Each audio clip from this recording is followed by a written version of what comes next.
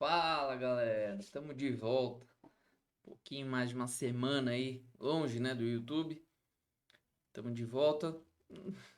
Na verdade, nada muito diferente, né, do mercado que a gente viu e comentou da última vez. A diferença é que estava em resistência, tinha anulado aqui o último topo do Ibov e no fim das contas já falhou também e voltou para testar o ponto de suporte aqui, essa regiãozinha, né, do 112 e tal. Basicamente testando a média de 200 de novo. Tinha deixado uma formação de fundo duplo ontem o Ibov. Formação essa que foi confirmado hoje aí na abertura, né? Um novo fundo, tá? Não o padrão, né? O padrão só confirma aqui, rompendo o topo do 117, mas um novo fundo foi confirmado hoje com o rompimento da máxima de ontem. O que aconteceu é que, para variar, o mercado americano lá também formou um padrão parecido, o S&P inclusive, né? E lá perdeu as mínimas e tal, deu uma bagunçada legal e aqui acabou indo um pouco na mesma direção. A gente ainda não teria dado um stop aqui no Brasil, né? Porque não perdeu a mínima de segunda-feira, foi 112.800, mas assim, o Ibov fechou perto da mínima, então acabamos sendo influenciados aí pela bolsa americana, tá? Bom, vamos lá. O que que a gente tem de cenário aqui, né, galera? Então, assim, eu tava analisando os papéis pro pessoal da comunidade agora, procurando ver se tinha alguma coisa pra gente fazer e tal. E a gente tá numa situação em que, por exemplo, o Ibov tá num suporte, confirmou um novo fundo hoje, mas a gente não tem papel dando uma possibilidade de compra, por exemplo, né? É, eu selecionei poucos papéis aí dentro das estratégias que a gente costuma acompanhar, das técnicas, né? E na verdade o que eu mais vi foi papel em resistência, inclusive deixando o topo e tal. Muitos deles que eu coloquei na planilha não estão no Ibov em si, né? Estaria em outros índices, mas é isso que eu tenho enxergado hoje no mercado e passando alguns papéis aí, daqui a pouco vocês também já vão perceber isso. Bom, só antes de a gente se aprofundar nisso, o dólar fez um movimento para baixo aqui, um pivôzinho de baixa, depois de testar 200 lá, né? Então, o pessoal da comunidade me ouviu falar bastante que eu imaginava uma correção do dólar depois de testar a média de 200 aqui, fez aquele movimento mais maldoso, né, de passar um pouquinho para cima, mas no fim das contas veio, está numa região de suporte, então tinha formado aquele fundo e acabou dando um stop aqui, abrindo espaço para tentar retomar a tendência de baixa. Para galera que gosta de traçar aí figuras e tal, ó, a gente pode até traçar aqui um canalzinho de alta, na verdade uma LTA, né?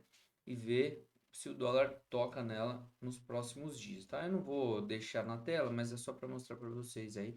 Então a gente tem aí mais ou menos essa região dos 4.940 mesmo, que é o suporte gráfico, seria o alvo para testar esse canal de alta, tá?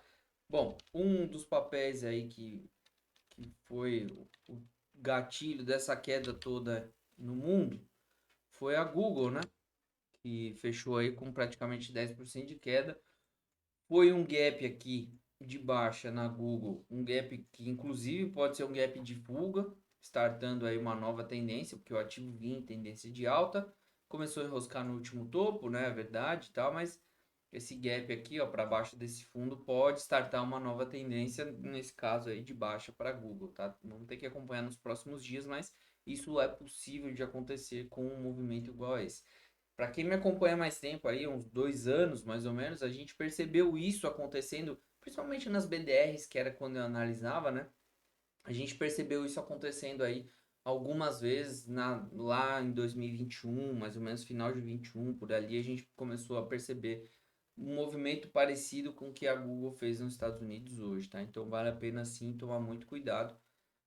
Para quem tem carteira, por exemplo, né? Tem gente que gosta de encarteirar esses papéis, dá uma segurada aí num novo aporte, porque pode chegar aí, quem sabe, nos 116 dólares, uma região um pouquinho melhor para comprar, tá? Então vale a pena esperar um pouquinho.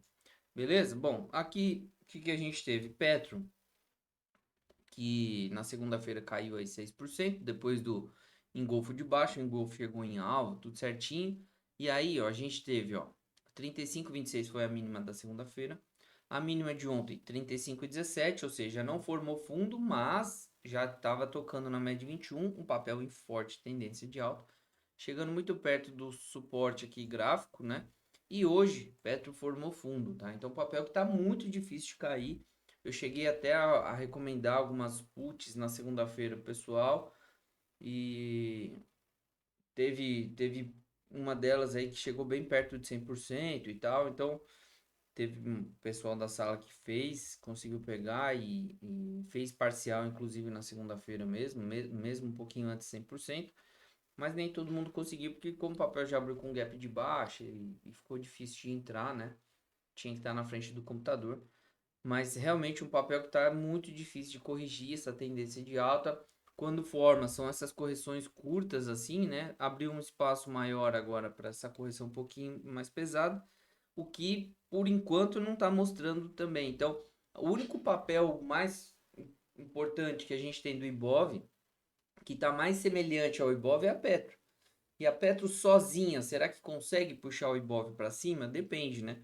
Se a gente tiver, por exemplo, um setor de varejo apanhando muito ainda, a Vale também, se ela começar a apanhar muito, o mercado pode seguir nem para cima nem para baixo, nesse movimento mais arrastado de lado aí, o que é ruim para nós, né? Então, a gente precisaria que tivesse mais papéis numa condição melhor, por exemplo, de suporte, formando fundo e tal, para ajudar o Ibov a tentar renovar aí o último topo, e quem sabe desenhar mais uma vez um padrão de alta e, né, espantar essa possibilidade aí de perder os 112 mil. Então, a Petro pode sozinha talvez tentar, a Petro 3 e a 4 até pode, mas eu não sei se vai ter força necessária para puxar o Ibov sozinho, tá?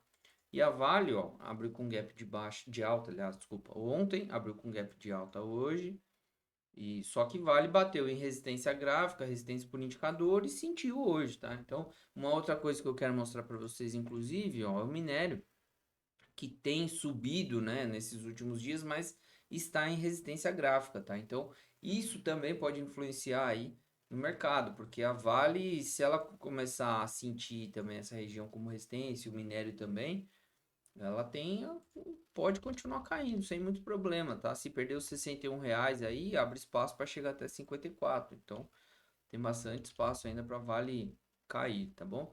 Bom, um outro papel que foi interessante acompanhar aí no final, principalmente no final do pregão, né? Magalu tava caindo, chegou a cair acho que 7%, se não me engano, ó, quase 8%. Quase não, 8%. Puxaram bem, né? Teve uma corretora que entrou comprando pesado, tanto Magalu quanto Bahia. E Magalu subiu, mas assim, não tem nada para fazer, tá, galera? Magalu, ela pode até continuar puxando para cima nos próximos dias, mas é porque, ó, só essa pernada de baixo aqui do papel, ó, teve 37% de queda, ou seja, precisa de uma correção para continuar caindo, se for isso, né? O movimento. Então, um ponto de resistência interessante de papel, até deixar um topo, quem sabe, é esses 1,60 e pouco, 1,70, né? Seria uma região interessante aí para Magalu deixar um topinho e quem sabe gerar uma oportunidade para a gente acompanhar o papel. Outro ativo aí que também surpreendeu negativamente, fazia muito tempo que eu não via a VEG cair 10% num dia. Fechou na mínima, VEG abrindo espaço para testar os 29,10 agora, tá?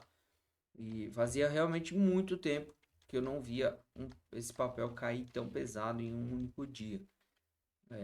Anunciou a compra aí ontem, né, de uma empresa de tecnologia. Saiu um negócio sobre o faturamento, saiu positivo. Sempre vai sair positivo, né? O faturamento da VEG, sempre recordes e tal. Mas hoje o papel sentiu bastante. Então, cuidado aí em ficar teimando, tá? Abrir espaço para testar 29. Vamos ver se chega lá. Beleza, galera? Bom, é isso. Só mostrar aqui o mercado americano para vocês. Opa, aqui, ó. Bom, Bitcoin, né? Faz uns dias que eu não gravo vídeo. Então, Bitcoin chegou no ponto mais importante que eu tinha aqui no gráfico, os 35.400. Então, é uma região muito importante. Foi onde escolheu para o lado de baixo, né? Em 2021 lá. Testando agora como uma resistência, precisa romper. Se romper, fica muito bom para quem está comprado. Agora, comprar aqui depois de uma esticada dessa fica difícil, né, galera? Então, cuidado com empolgação, tá?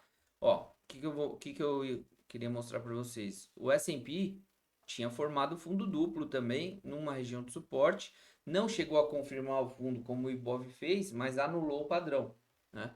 E Nasdaq também, ó, tinha formado um fundo nessa região de suporte. Nasdaq que eu vinha comentando com vocês, né, que não tinha anulado a tendência de alta, tinha chegado próximo de anular, mas não tinha acontecido. Hoje, com esse fechamento para baixo, tá anulando, tá? A gente precisa amanhã que perca essa mínima para continuar a queda, mas finalmente nada que tá anulando. Não tinha anulado ainda, mas já tá acontecendo hoje, tá? Petróleo Brent, beleza? Mas ó, a Alemanha chegou na mínima 610, confirmou um fundo, tendência de baixa segue forte.